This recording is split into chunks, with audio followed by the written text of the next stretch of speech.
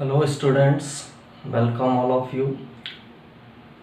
Class 9 के chapter number 5 the fundamental unit of life के अंदर हमने सेल के बारे में कुछ पॉइंट्स की स्टडी पिछले लेक्चर में की है। पिछले लेक्चर में हम प्लाज्मा मेम्ब्रेन या सेल मेम्ब्रेन के बारे में स्टडी कर चुके हैं। अब हमें सेल के सेकंड पार्ट या सेल की कवरिंग की स्टडी करनी है, जिसे सेल वॉल के नाम से जाना जाता है।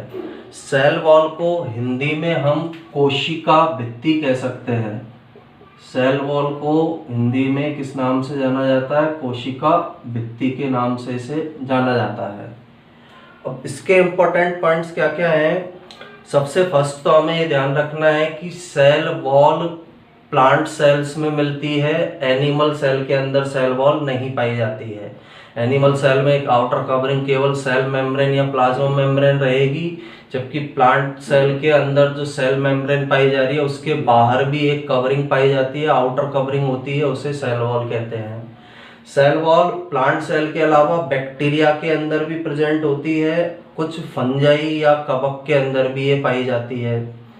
थर्ड, सेल वॉल जो है इसका फॉर्मेशन सेल्यूलोज से होता है। कार्बोहाइड्रेट है एक टाइप का, एक कॉम्प्लेक्स मॉलिक्यूल होता है, इसलिए यह सेल्यूलोज उस सेल को प्रोटेक्शन प्रोवाइड करने का या स्ट्रेंथ प्रोवाइड करने का कार्य करता है। नेक्स्ट पॉइंट सेल वॉल का, जब यदि किसी सेल वॉल को हम हाइपरटोनिक सॉल्यूशन के अंदर रख दें, हाइपरटोनिक सॉल्यूशन का मतलब होता है, हिंदी में इसे बोला जाता है अति पराश्रयी विलयन, यानी जिसके अंदर पानी की सांद्रता या मात्रा कम हो। तो सेल को यदि हमने किसी हाइपरटोनिक सॉल्यूशन के अंदर रखा तो क्या होता है, सेल के अंदर का जो पानी है वो उस हाइपरटोनिक सॉल्यूशन की तरफ गति करता है या मूवमेंट करता है। जो सेल का वाटर है वो उस हाइपरटोनिक सॉल्यूशन के अंदर मूवमेंट करेगा या गति करेगा, जिसके कारण सेल श्रिंक हो जाती है। सेल का श्रिंक होना सिकुड़ जाती है सेल, जिसे सेल का श्रिंक होना कहते हैं। और ये जो प्रोसेस है, सेल को हाइपरटोनिक सॉल्यूशन में रखने पर ऑस्मोसिस द्वारा पानी का बाहर आना और सेल का श्रिंक हो जाना, इस प्रोसेस को प्लाज्मोलाइसिस कहा जाता है। प्लाज्मोलाइसिस को हिंदी में जीव द्रव्य कुंचन के नाम से जाना जाता है। नेक्स्ट पॉइंट, जो ऑस्मोसिस की प्रोसेस सेल के अंदर हो रही है तो ये लिविंग सेल की कैरेक्टरिस्टिक होती है। किसी डेड सेल के अंदर ऑस्मोसिस की प्रोसेस नहीं पाई जाती है।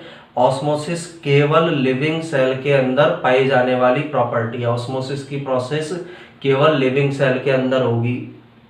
नेक्स्ट पॉइंट, फंगी में, बैक्टीरिया में, प्लांट सेल के अंदर सेल वॉल पाई जा रही है, जो इसे बाहर का जो हाइपरटोनिक सॉल्यूशन है, अभी हाइपरटोनिक सॉल्यूशन हमने पढ़ा था, बाहर का जो हाइपोटोनिक सॉल्यूशन है, यानी बाहर के मीडियम में जो पानी की मात्रा ज़्यादा है, उससे जब पानी सेल के अंदर आएगा तो सेल स्वेलअप होती है, फूलती है, और फूलने के कारण सेल ब्रस्ट हो सकती है या फट सकती है। तो उसे फटने से बचाने का काम भी, सेल को फटने से बचाने का काम भी सेल वॉल के द्वारा किया जाता है। तो ये कुछ इंपॉर्टेंट पॉइंट्स है जो सेल वॉल से रिलेटेड है या कोशिका भित्ति के द्वारा किए जाने वाले मेन वर्क या फंक्शन सेल वॉल के द्वारा ये किए जाते हैं।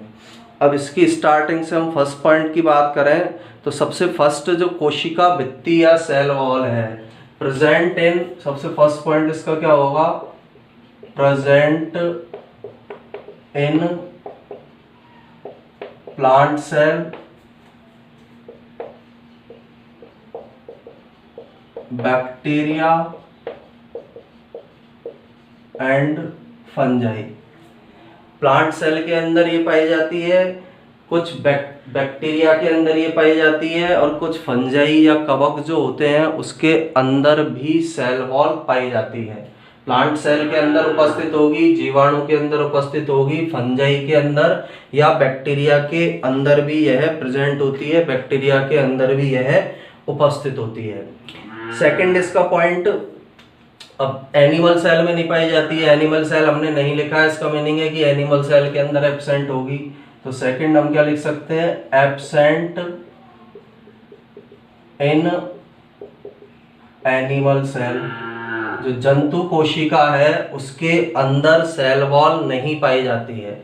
एनिमल सेल के अंदर जो आउटर कवरिंग है सेल की वो सेल मेम्ब्रेन या प्लाज्मा मेम्ब्रेन होगी, जबकि प्लांट सेल में, बैक्टीरिया में, कुछ फंजाई में सेल की जो आउटर मोस्ट कवरिंग है, सबसे बाहर वाली जो परत है वह सेल वॉल होती है।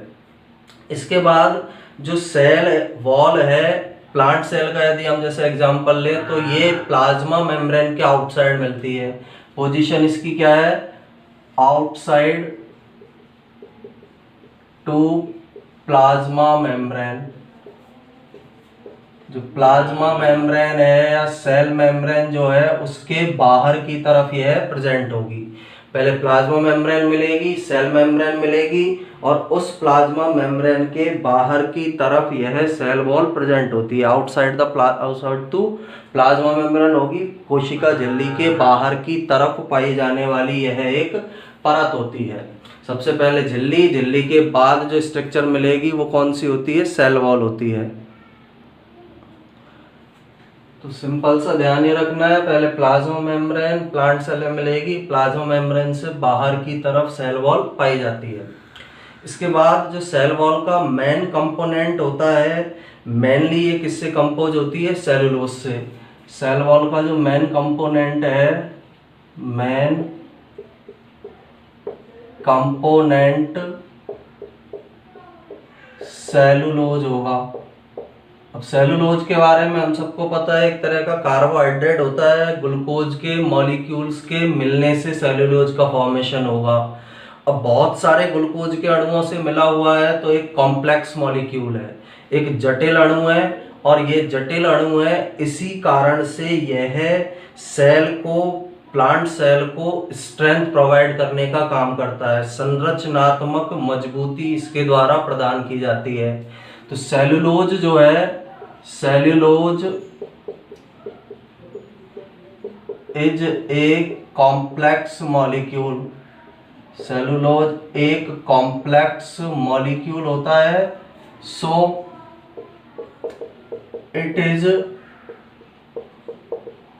प्रोवाइड स्ट्रक्चरल स्ट्रेंथ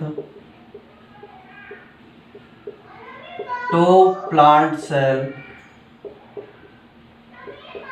यानी सेलुलोज एक कॉम्प्लेक्स मॉलिक्यूल है, इसलिए यह प्लांट सेल को संरचनात्मक स्ट्रेंथ या मजबूती प्रदान करने का कार्य करता है।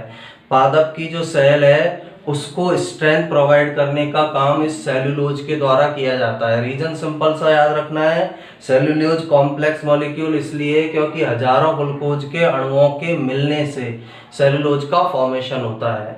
और ये सेलुलोज जो मेन कंपोनेंट है यह प्लांट सेल को स्ट्रक्चरली रूप से स्ट्रेंथ प्रोवाइड करता है, उसे मजबूती प्रदान करने का कार्य करता है।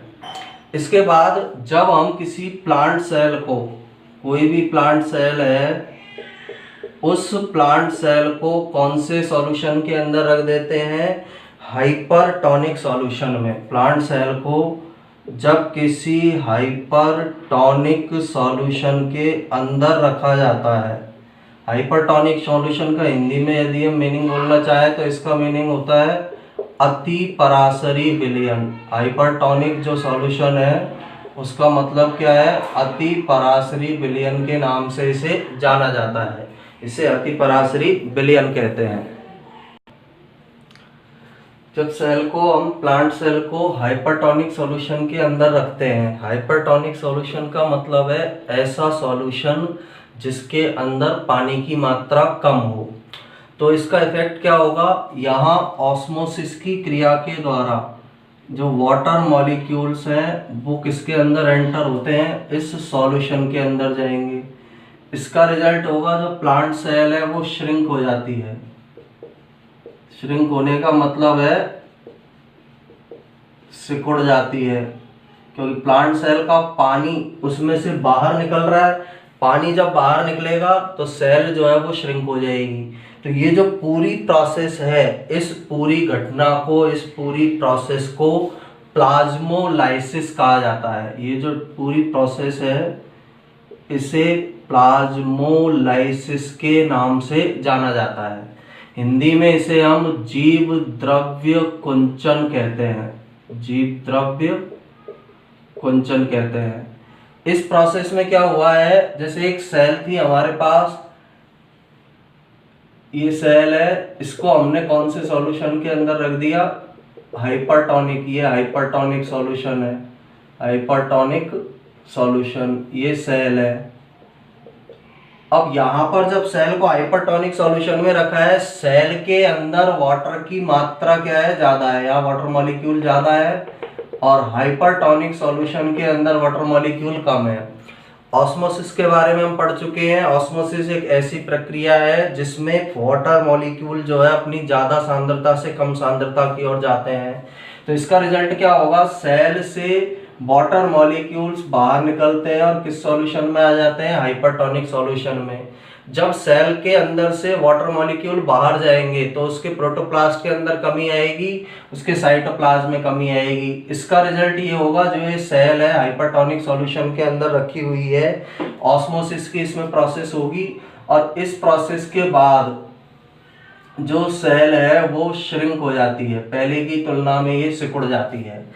इस घटना को प्लाज्मोलाइसिस या जीवद्रव्य कुंचन के नाम से जाना जाता है।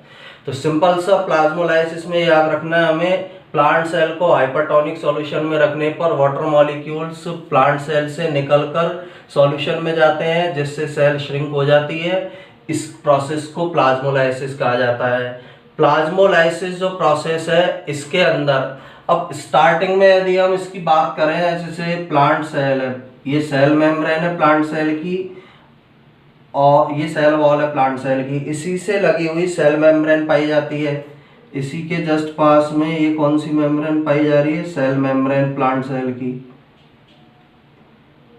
ये सेल वॉल प्लांट सेल की, रेड से जो दिखाया है, ये सेल कौन सी है, मेम्ब्रेन या प्लाज्मा मेम्ब्रेन है।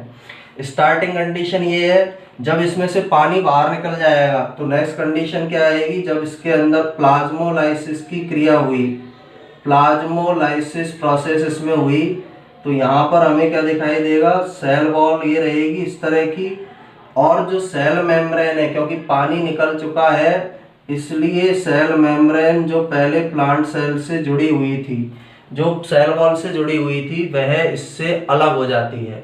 और भी जो सेल के कंपोनेंट्स हैं वो भी इस सेल वॉल से, जो कंपोनेंट्स जो सेल वॉल से जुड़े हुए थे वो अलग हो जाते हैं। इस पूरी प्रोसेस को, इस पूरी प्रक्रिया को प्लाज्मोलाइसिस के नाम से जाना जाता है। हिंदी में इसे जीवद्रव्य कुंचन कहते हैं।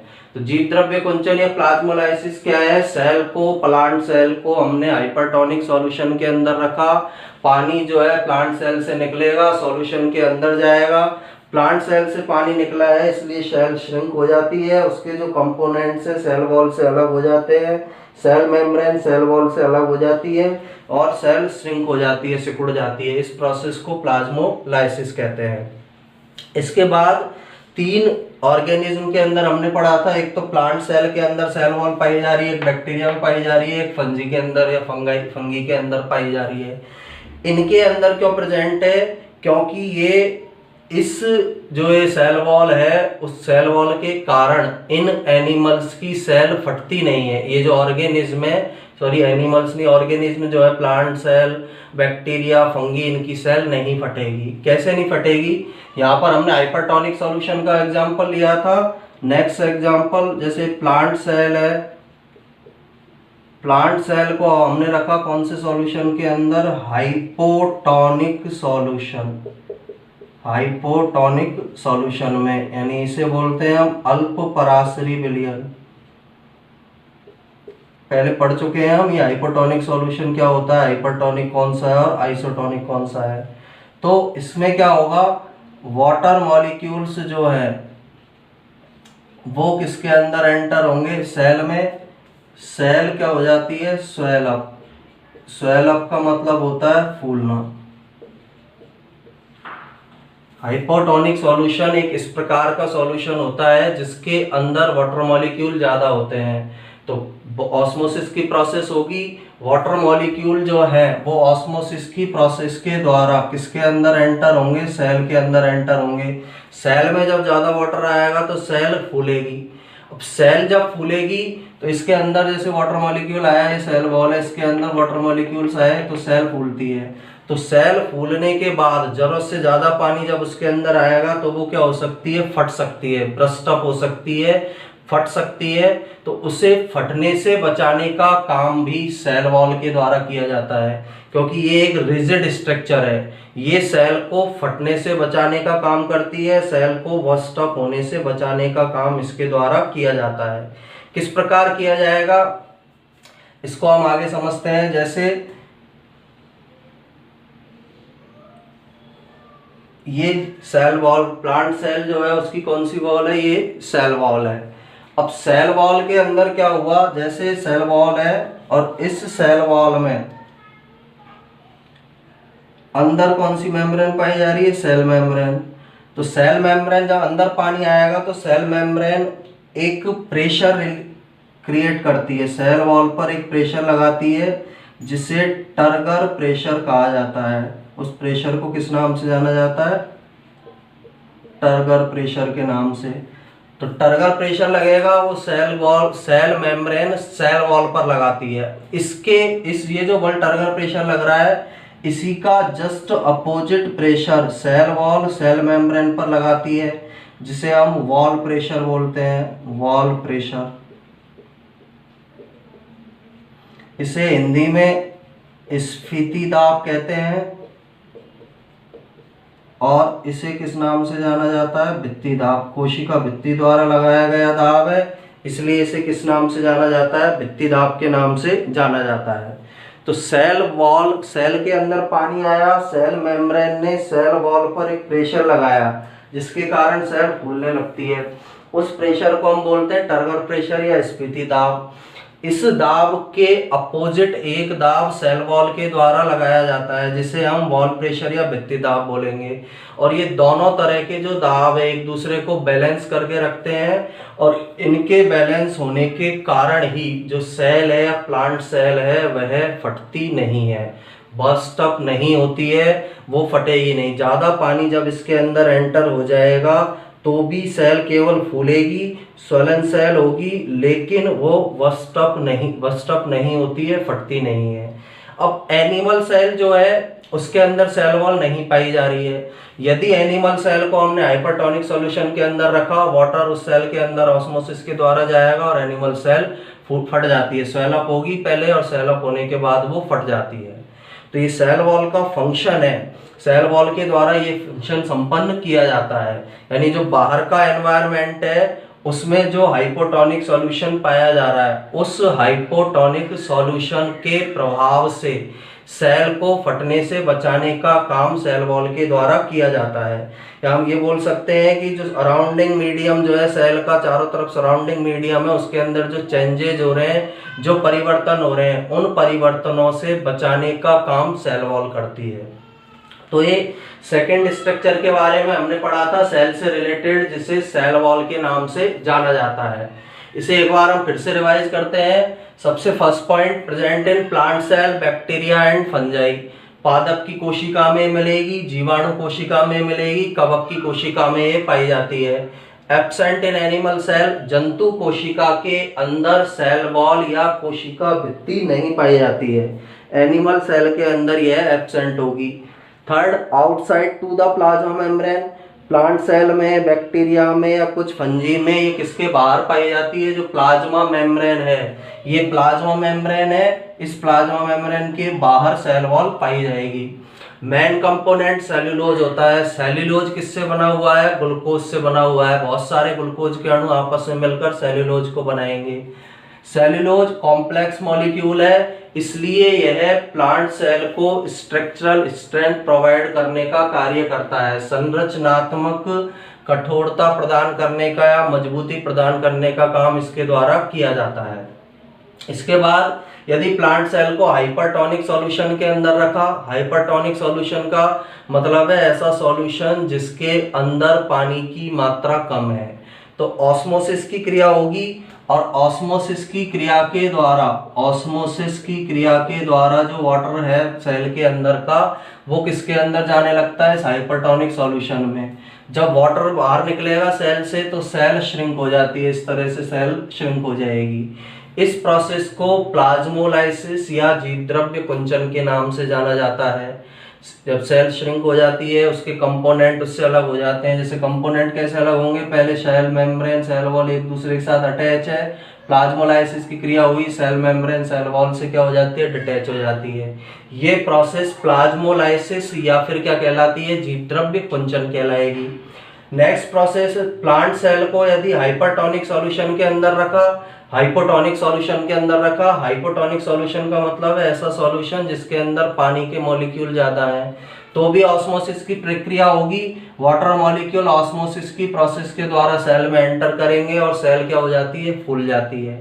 अब सेल के अंदर जैसे जैसे पानी आता जा रहा है वो फूलती जा रही है। एक टाइम ऐसा आएगा बहुत ज्यादा मात्रा में पानी अंदर एंटर हो जाएगा और सेल फट जाएगी।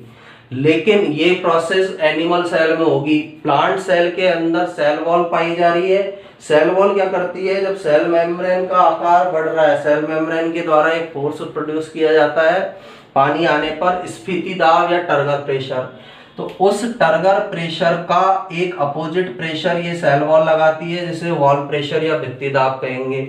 और दोनों तरह के जो प्रेशर है सेल की जो बेसिक स्ट्रक्चर है उसको बनाए रखने का कार्य करते हैं। या हम ये बोल सकते हैं सेल वॉल जो है वो बाहरी एनवायरनमेंट में जो चेंजेज होंगे उनसे प्लांट सेल को बचाए रखने का, बैक्टीरिया सेल को या फंगी की सेल को बचाए रखने का कार्य करती है। बाहर के एनवायरनमेंट के अंदर जो भी चेंजेज होंगे उनके द्वारा सेल को बचाए रखने का काम सेल वॉल के द्वारा किया जाता है। एनिमल सेल में सेल वॉल नहीं होती है, इसलिए एनिमल सेल को यदि हाइपोटोनिक सॉल्यूशन के अंदर रखा तो वाटर उसके अंदर जाएगा, और वाटर जब एनिमल सेल के अंदर जाता है तो वाटर के अंदर जाने के कारण वो सेल फट सकती है, बर्स्ट अप हो सकती है, क्योंकि पानी अंदर एंटर कर जाएगा।